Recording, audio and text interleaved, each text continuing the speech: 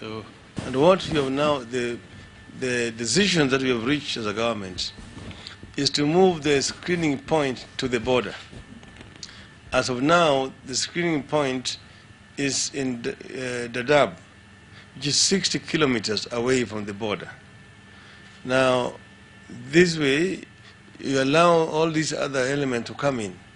Whereas if you are screening at the border, then you are able to turn back people who are suspicious, these other criminals.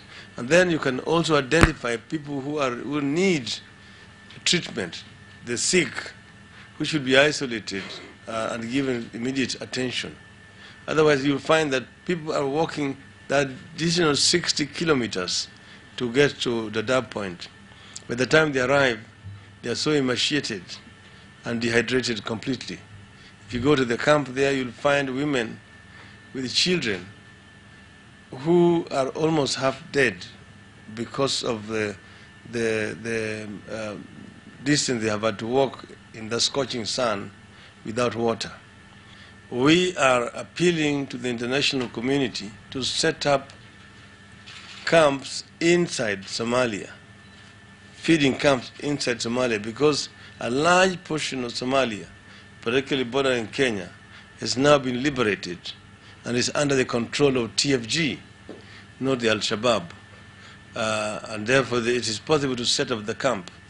UNHCR says that they only deal with refugees. Their mandate is not to deal with IDPs within Somalia. The whole world accepts now that Kenya is hosting the highest number of refugees ever known. But we cannot shoulder this responsibility alone. Why am I saying it's a serious crisis? If you refuse them entry into Kenya, they die across the border in Somalia.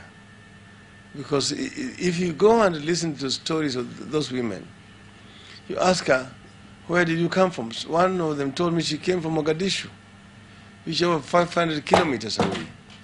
And she had 3 children. Her husband was bombed and killed. Another one will tell you she doesn't even know where her husband is. And she will tell you she walked most of the distance. Some coast on the way, some good Samaritans helped her to come. And you will see the woman there with the child who is so emaciated, and she talks to you, she even breaks down before she completes the story she's telling. So you know that this woman is not lying. She's telling the truth.